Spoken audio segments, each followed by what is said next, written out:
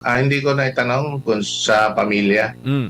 patungkol dyan sa nangyayari kay former president. Pero nakakabahala, nakakagalit sa nangyayari sa kanya. Mahina na siya maglakad at merong nga umaalalay sa gilid kasi nga natutumba. Mahigit isang taon na siya doon. And it's not well taken care of, including the kind of food that he's supposed to eat to nourish his body. What do you expect?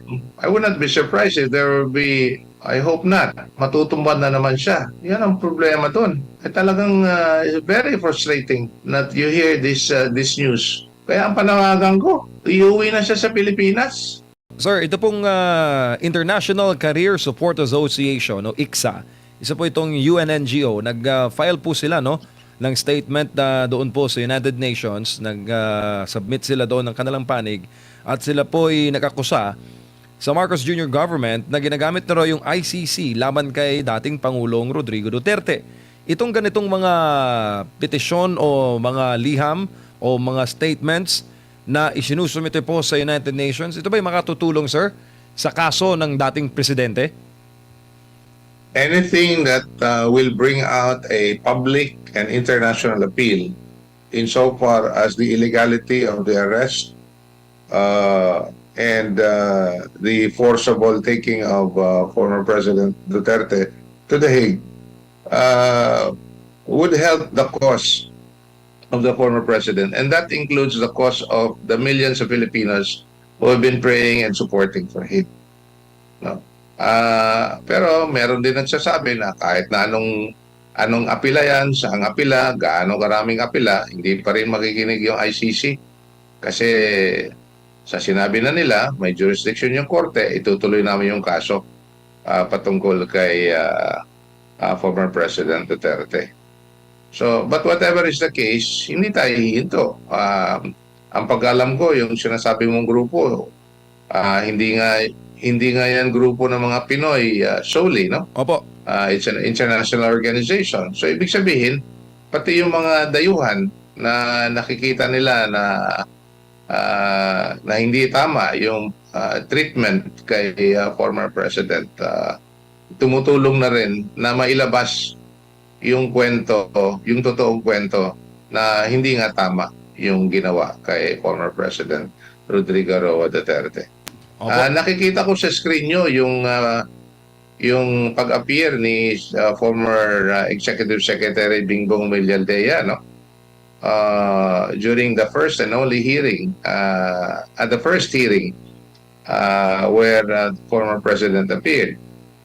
And I recall that in his manifestation, si former Secretary Villaldea was saying na yung nangyari kay former President Rodrigo Duterte was no less than extraordinary rendition or otherwise termed as kidnapping out of the Philippines to The Hague.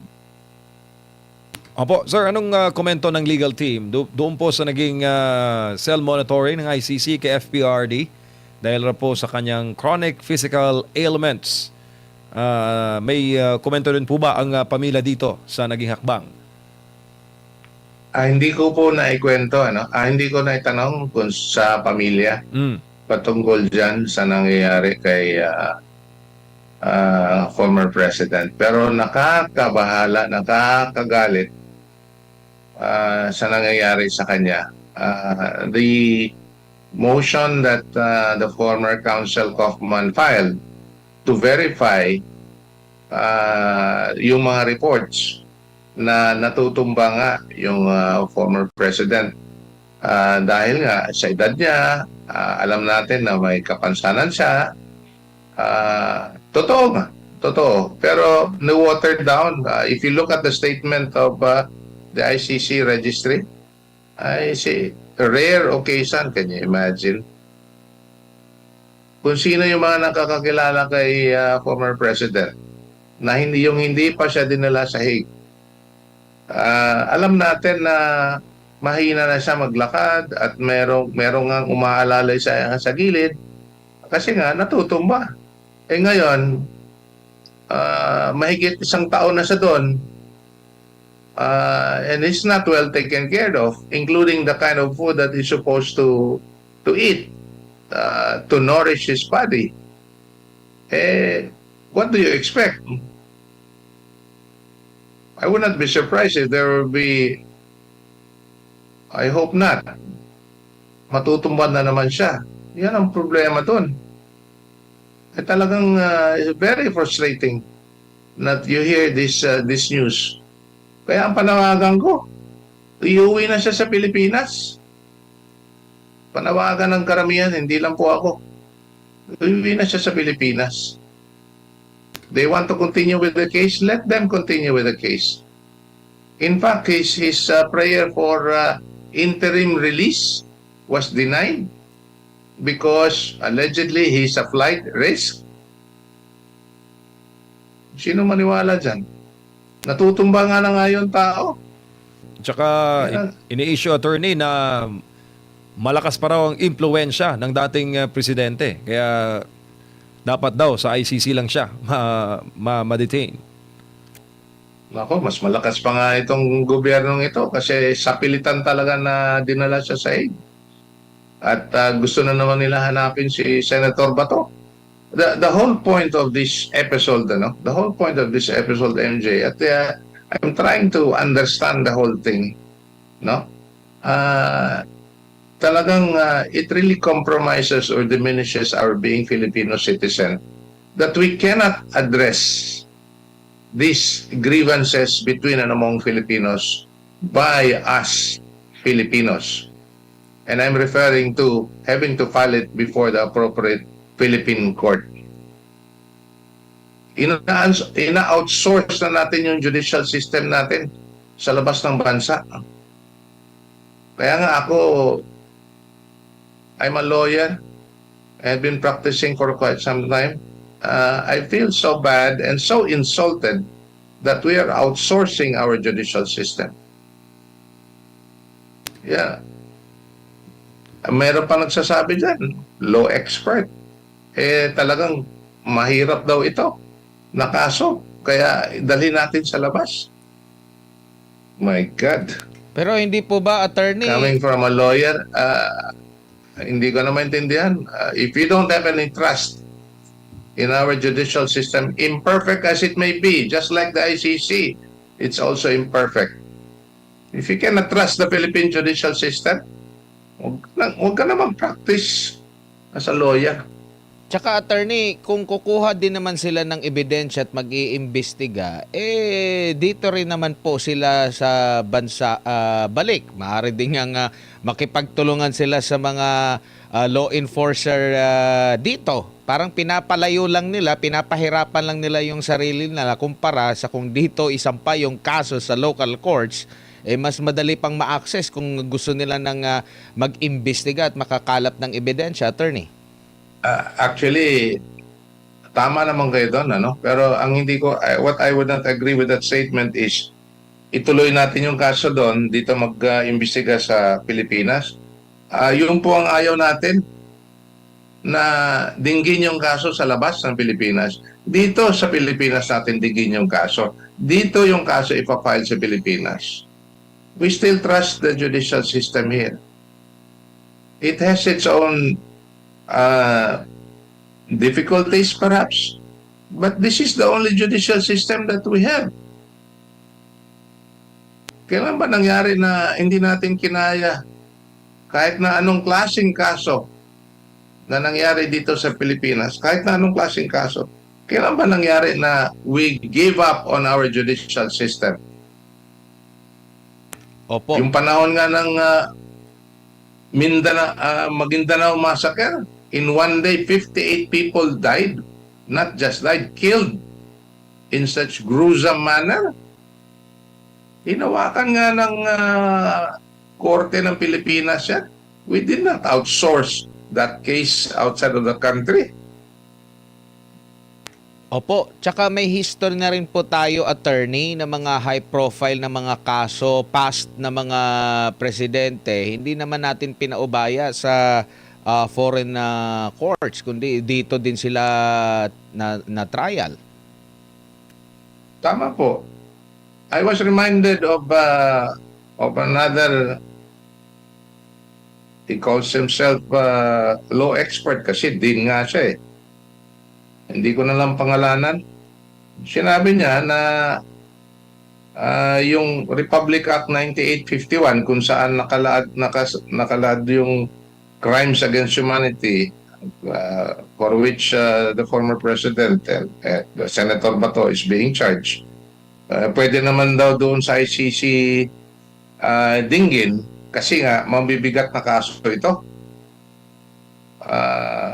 Nakalimutan na nga siguro niya na yung Republic Act 9851 is a domestic penal law addressed to our Philippine courts if there are issues or crimes covered under that law to be resolved. So, yun talaga ang, I don't know, there's been a lot of commentaries, but ako, isa lang ang sinusundan ko rito, Admar, at saka MJ. Yung Philippine Constitution na lang sundan natin. Yun na lang. Doon na lang tayo magbabase. Opo. Alam mo, I'll give you a parallelism lang dito ha. Sa civil case ito ha, ibig sabihin hindi masyado mabigat compared sa criminal case. Kahit na yung mga foreign judgment or orders na galing sa labas, hindi po self-executory yan pagdating dito sa Pilipinas.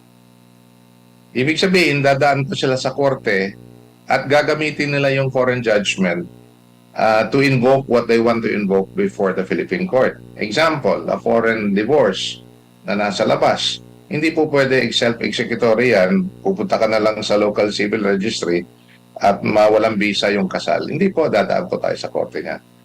Civil case yan. Ibig sabihin, mas mataas pa yung standard ng criminal cases. Kung meron man. O, kung galing sa labas yan, edi idadaan natin sa korte ng Pilipinas. Kasi mas mataas yung standard eh. No less than the life and liberty of the one being arrested is at stake. And it puts a higher premium. The Philippine Constitution, under the Bill of Rights, puts a higher premium insofar as the procedure and the basis, the substantive basis that would amount to a restriction of his rights or perhaps a peril in his liberty. Opo. Attorney, siguro bilang panghuli, mensahe na lang po sa ating mga kababayan. My appeal, and I continue to appeal, marami pong mga komentaryo dito. But magmamasid tayo kung ano yung tama. Let's be critical about what's happening in the country today. Critical in a sense na kung ano yung maririnig nyo, don't take it hook, line, and sinker. For one, for example, hindi po naiba at hindi po naiiba yung statement ng Office of the President at wala pa po tayong naririnig na ibang statement that in the words of President BBM, they do not recognize the jurisdiction of the ICC and will not cooperate in any way, shape, or form. And yet now, they're saying na kailangan nang arestuhin si Senator Bato. Has there been a change of policy? Or is there, I don't know how you're going to appreciate those statements. Iba yung sinasabi, iba yung ginagawa. So let's be critical about what's happening in the country right now. But whatever be the case, let's continue to pray for our country. Marami na pong naguguluhan, marami na pong nagagalit on both sides of the political divide. So I think it's more than imperative that we continue to pray for the country insofar as having to resolve this between and among ourselves. Tayo lang po ang makakalutas na itong problema sa bansa. Pilipino din po. Salamat.